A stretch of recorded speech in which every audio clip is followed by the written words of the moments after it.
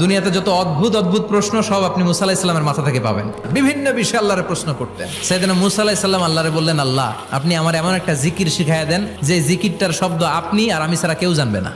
দিনে রাতে সব সময় এই জিকির আমি করব, আপনারে ডাকবো, কিন্তু শর্ত হলো এই জিকিরটা জানবে শুধু আপনি আর জানবো শুধু আমি। আল্লাহ বললেন, মুসা পড়ো লা ইলাহা ইল্লাল্লাহ।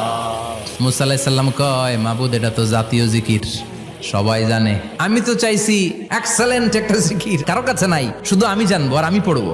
আল্লাহ বললেন, মুসা এই লা ইলাহাকে যদি এক পাল্লায় রেখে দাও, তাম বিশ্ব, 7 আকাশ 7 জমিনটারে তুলে যদি তুমি আরেক পাল্লায় রেখে দাও, লা রাজাহাত কাফাতু লা ইলাহা ইল্লাল্লাহ, মুহূর্তের মধ্যে লা ইলাহার পাল্লা ভারী হয়ে যাবে।